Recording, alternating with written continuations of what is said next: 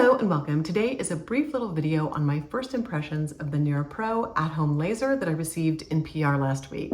I'm going to show you kind of what's going on with this, and I'll do a treatment on my nasolabial folds and see if this happens during this treatment. I'm going to be comparing and contrasting the Pro with the Precision. I'm also going to show you my first treatment session and give you my first impressions on the Pro.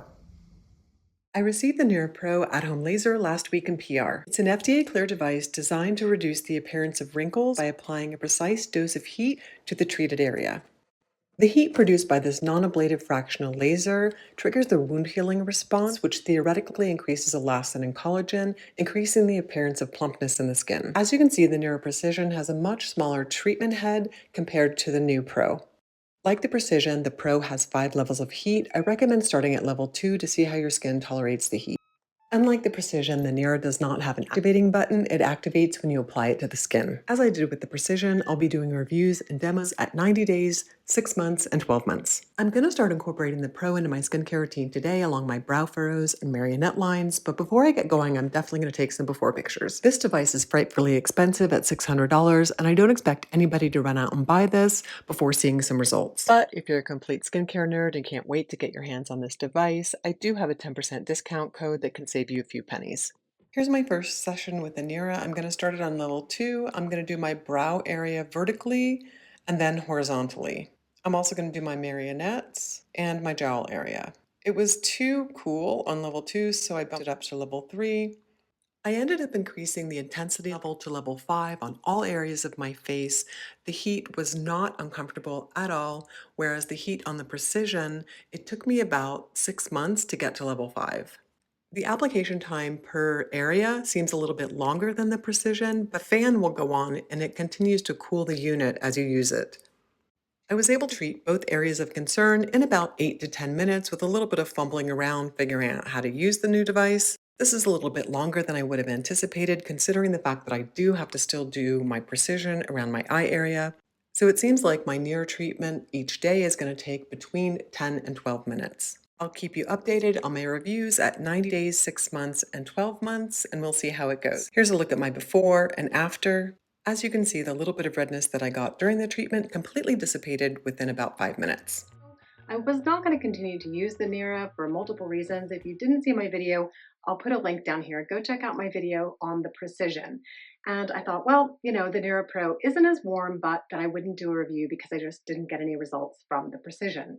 Or at least my perceived results weren't what I expected. So I thought, I had a lot of requests from you to try the NIRA Pro. It's not as warm, and I was going to try it on my nasolabial folds. So I'm going to show you kind of what's going on with this, and I'll do a treatment on my nasolabial folds and see if this happens during this treatment.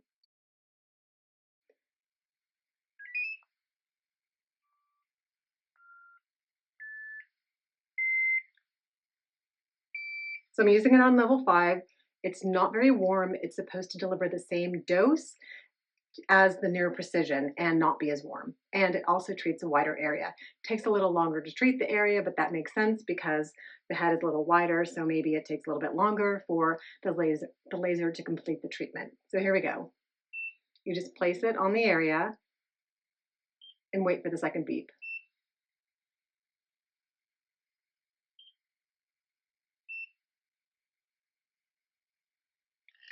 Okay, so this is what's been happening. There is a fan in here. I'm going to turn this off because you get the idea. I guess there's something wrong with the fan, so I'm not going to be able to continue with my demo, but this has been happening. So if you've been wondering what's going on with my Pro experience so far, unfortunately, I'm not going to be able to complete it because there's something wrong with the fan. I am going to try to get a replacement, so we'll see how that goes. But if you were wondering how my testing with the NIRA Pro is going, it kind of so far has not been going very well.